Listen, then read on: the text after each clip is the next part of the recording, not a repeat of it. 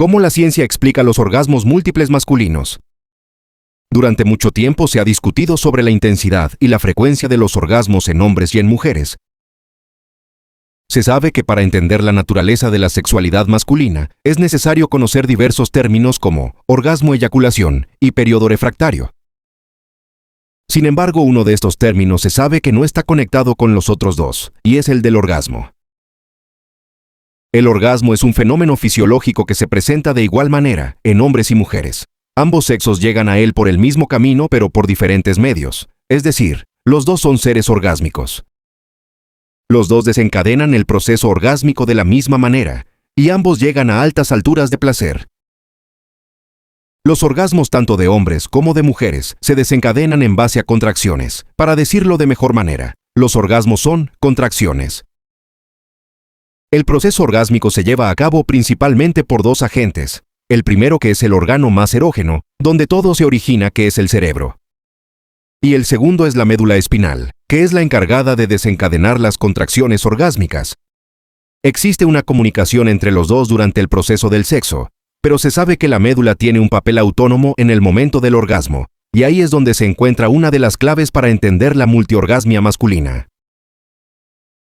El modelo básico de respuesta sexual humana comprende básicamente 4 fases y un periodo refractario. En la primera fase, llamada excitación, el cerebro de hombres y mujeres libera hormonas que progresivamente van introduciendo al cuerpo en el éxtasis del placer. Algunas de estas hormonas son la oxitocina, conocida como la hormona del amor, la dopamina y la serotonina.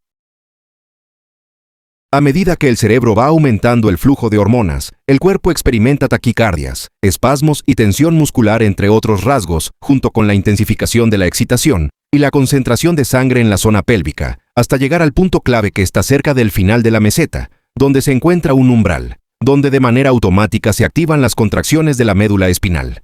También es el llamado punto de no retorno, donde el orgasmo es inminente. Una vez cruzado este umbral, la médula espinal desencadena contracciones en la base del pene, la próstata y el ano, y en las mujeres en la vagina, ano y útero. Y ahora viene el proceso que marcará la diferenciación de orgasmos masculinos y femeninos. El cerebro, después de las contracciones orgásmicas desencadenadas por la médula espinal, libera hormonas inhibitorias del proceso de excitación. Pero hay una en especial que tiene un rol central, la prolactina. La prolactina es la hormona de la saciedad, somnolencia y de la antiexcitación, la cual es liberada en niveles muy altos en los cerebros de hombres y mujeres después del orgasmo. La prolactina inhibe el efecto de la dopamina, que es una de las hormonas de la excitación en ambos sexos. Para tener una mayor idea, la dopamina es la hormona que genera la sensación de querer más y no parar en una experiencia sexual. El orgasmo masculino, es decir, el orgasmo eyaculatorio, está unido a la reproducción, por lo que tiene una carga de severidad y de responsabilidad, mientras que el femenino no, o digamos que tiene una influencia en la fecundación de manera indirecta. En los orgasmos masculinos son liberados los espermatozoides, pero en los femeninos no se liberan los óvulos, además de que puede estar un óvulo esperando a un espermatozoide en el momento de la relación sexual, o puede no estarlo. Y dado que la producción de esperma es limitada, el cuerpo del hombre necesita tiempo para volver a producir otra cantidad suficiente para asegurar la reproducción. La evolución diseñó el orgasmo masculino como más programado y lineal, y el femenino menos predecible y más espontáneo, generando la evolución varias características fisiológicas y hormonales para el proceso del orgasmo. El cerebro del hombre es muy sensible a niveles muy altos de prolactina, y en el de la mujer no tiene un efecto muy marcado, porque las mujeres tienen un sistema hormonal distinto al de los hombres, lo que hace que la prolactina tenga un efecto leve en ellas.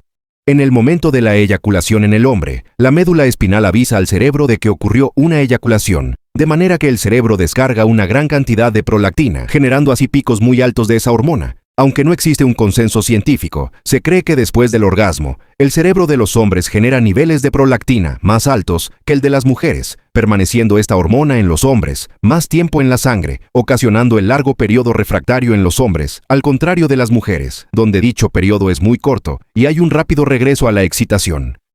Después del orgasmo con eyaculación en los hombres, los niveles de dopamina descienden drásticamente, causando la pérdida de excitación, mientras que después del orgasmo en las mujeres, estos niveles permanecen estables, lo que les permite continuar con el estado de excitación, y así tener orgasmos múltiples.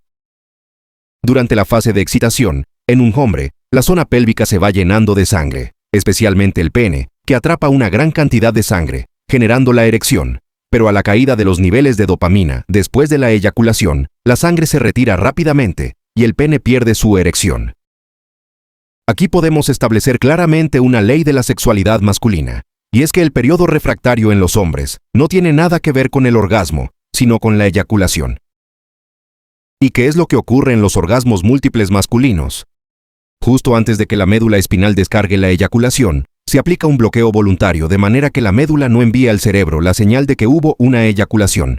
Al no recibir el cerebro la señal eyaculatoria, descarga muy poca prolactina, incluso menos que en las mujeres en el orgasmo, por lo que los niveles de dopamina permanecen prácticamente intactos como en las mujeres. Al no haber una descarga considerable de prolactina, el cerebro del hombre continúa liberando las hormonas de la excitación, y la médula sigue generando contracciones de manera que en lugar de que pase la eyaculación, solo se dejan pasar a los orgasmos uno tras otro, modulando la intensidad y la duración. Al mantenerse los altos niveles de dopamina, los hombres pueden subir y bajar de la zona alta de excitación, teniendo orgasmos múltiples como las mujeres, e incluso de manera diferente, extendiendo la duración de los orgasmos, gozando a través de largos periodos de placer. Y como se puede observar, los multiorgasmos no son privilegio de un solo género, sino que ambos tienen la dicha de experimentarlos. Suscríbete para saber más sobre esta manera extraordinaria de sentir el placer sexual masculino.